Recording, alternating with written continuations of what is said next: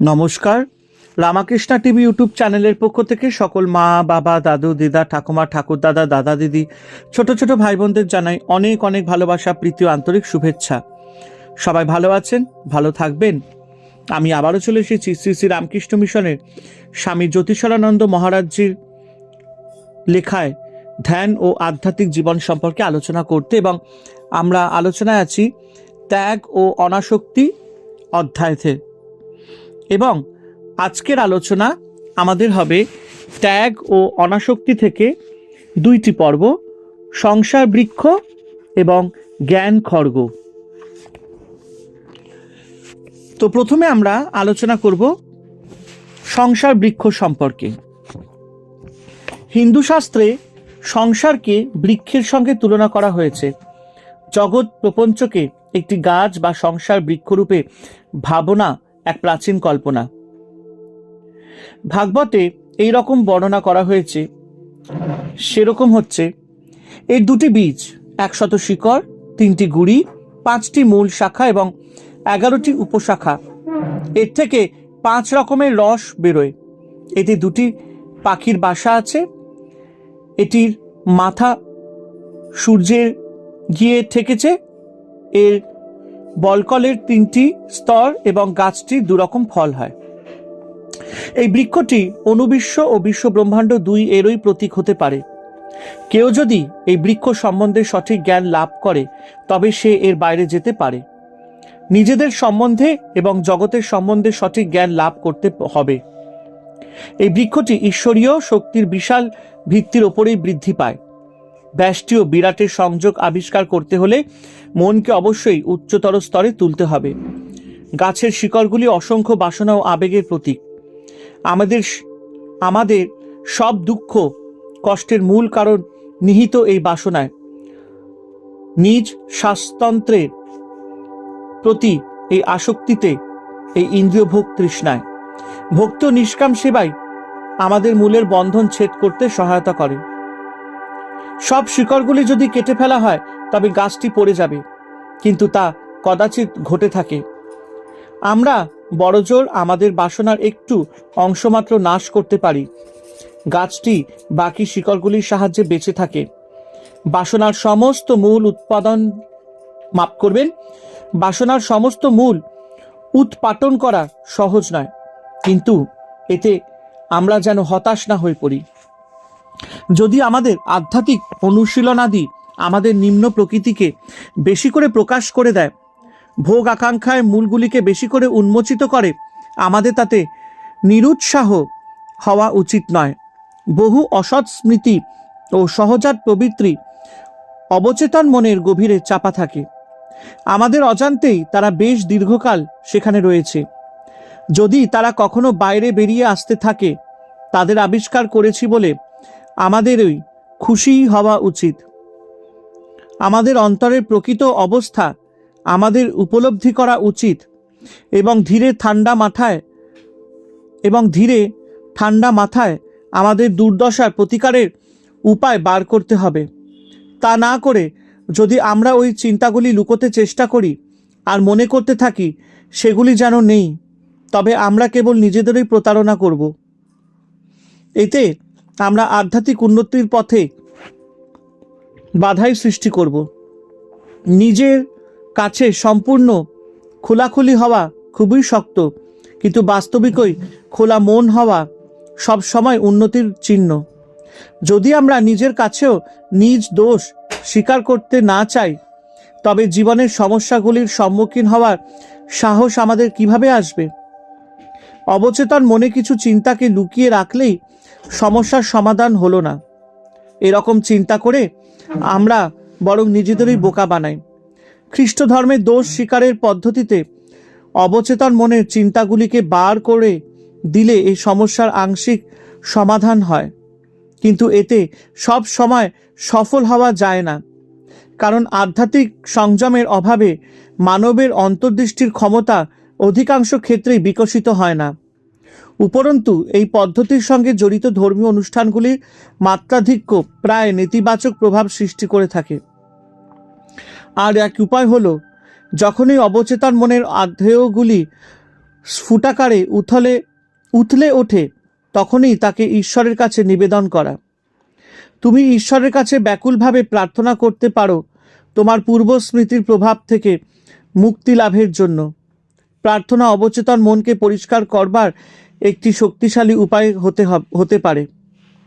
মনে নিম্নমানের চিন্তা উঠলে ভয় পেও না। অন্য নৈবেদ্যের মতো সেগুলিকে ঈশ্বরের কাছে নিবেদন করো। অবশ্য ঈশ্বরের ওপর যাদের খুব দৃঢ় বিশ্বাস, তাদের পক্ষে এমনটা করা সম্ভব। আর এক উপায় আছে, হয়তো সেইটি শ্রেষ্ঠ উপায়। তা হলো, যতই ভীতিপ্রদ হোক, যা কিছু মনে উদয় হচ্ছে তার সাক্ষীস্বরূপ হয়ে থাকো।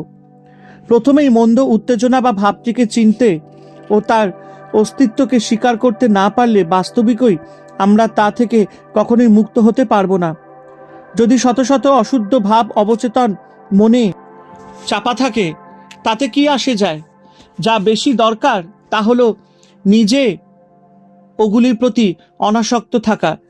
কেবল যখনই আমাদের সচেতন আত্মসত্তা ওগুলির প্রতি আসক্ত হয়, বাস্তবিক তখনই সেগুলির সঙ্গে সম্পর্ক স্থাপিত হয়ে ঝামেলার সৃষ্টি হয়।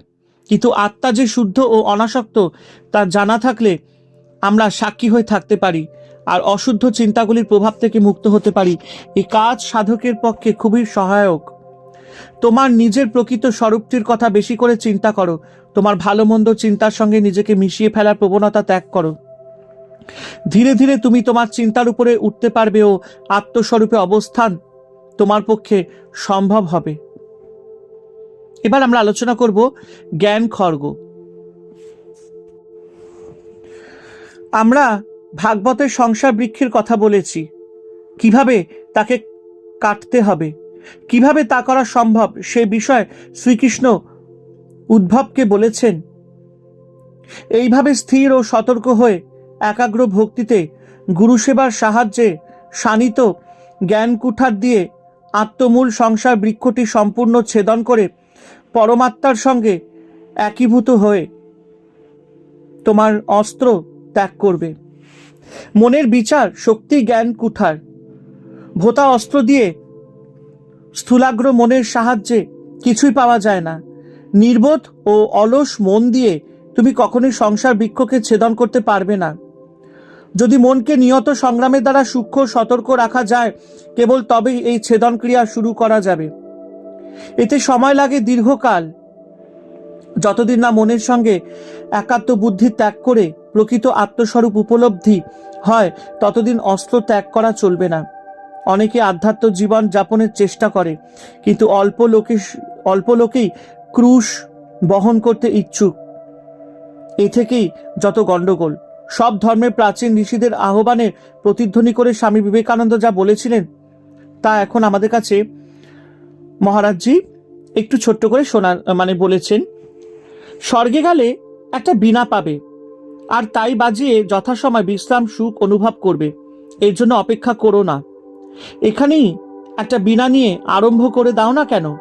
স্বর্গে যাবার জন্য অপেক্ষা করা কেন? ইহলোকটাকেই স্বর্গ করে ফেলো। স্বর্গে বিবাহ করা নেই, বিবাহ দেওয়াও নেই। তাই যদি হয়, এখনই তা আরম্ভ করে দাও না কেন?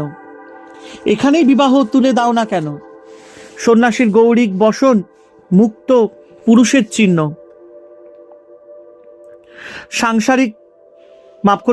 সাংসারিত্ব রূপ ভিক্ষুকের বেশ ফেলে দাও, মুক্তির পতাকা গৌরিক বস্ত্র ধারণ করো। ঈশ্বরের বেদিতে পৃথিবীর মধ্যে পবিত্রতম ও সর্বোৎকৃষ্ট যা কিছু তাই বলিস্বরূপ অর্পণ করো। যিনি ত্যাগের চেষ্টা কখনো করেন না, তার চেয়ে যিনি চেষ্টা করেন তিনি অনেক ভালো। একজন ত্যাগীকে দেখলে তার ফলে হৃদয় পবিত্র হয়। ঈশ্বরকে লাভ করব, কেবল তাকেই চাই, এই বলে দৃঢ় পদে দাঁড়াও। দুনিয়ার যা হবার হোক, ঈশ্বর ও সংসার এই দুইয়ের মধ্যে কোনো আপোষ করতে যেও না। সংসার ত্যাগ করো, কেবল তা হলেই দেহবন্ধন হতে মুক্ত হতে পারবে। আর ওই রূপে দেহে আসক্তি চলে যাবার পর দেহত্যাগ হলেই তুমি আজাদ বা মুক্ত হলে। মুক্ত হও, শুধু দেহের মৃত্যু আমাদের কখনো মুক্ত করতে পারবে না। আমাদের কখনো মুক্ত করতে পারে না। আমি আবারও বলছি লাইনটি, শুধু দেহের মৃত্যু আমাদের কখনো মুক্ত করতে পারে না। বেঁচে থাকতে থাকতেই আমাদের নিজ চেষ্টায় মুক্তি লাভ করতে হবে। তবেই যখন দেহপাত হবে তখন সেই মুক্ত পুরুষের আর পুনর্জন্ম হবে না। পবিত্র আত্মার ধন্য ধারণ কারণ পবিত্র আত্মার ধন্য কারণ তারা ঈশ্বরকে দর্শন করবেন। যদি সব শাস্ত্র অবতার লুপ্ত হয়ে যায়, তথাপি এই একটিমাত্র বাক্য সমগ্র মানব জাতিকে রক্ষা করবে। অন্তরের এই পবিত্রতা থেকেই ঈশ্বর দর্শন হবে। সমগ্র বিশ্ব সঙ্গীতে এই পবিত্রতায় ধ্বনিত হচ্ছে। পবিত্রতায় কোনো বন্ধন নেই। পবিত্রতা দ্বারা অজ্ঞানের আবরণ দূর করে দাও, তাহলেই আমাদের যথার্থ স্বরূপে প্রকাশ হবে। আর আমরা জানতে পারবো আমরা কোন কালে বদ্ধ হইনি বা কোনো কালে বদ্ধ হইনি। নানাত্ব দর্শনেই জগতের মধ্যে সবচেয়ে বড় পাপ। সব কিছুকেই আত্মরূপে দর্শন করো, সকলকে ভালোবাসো, ভেদ ভাব সব একেবারে দূর করে দাও। অপূর্ব লাগলো স্বামীজির এই কথাগুলি। ধন্যবাদ জানাই মহারাজজিকে। হরে কৃষ্ণ কৃষ্ণ কৃষ্ণ হরে হরে, হরে রাম রাম রাম হরে হরে। জয় শিব শম্ভু, জয় দেবী দুর্গা দুর্গতি নাশিনী, জয় মা কালী।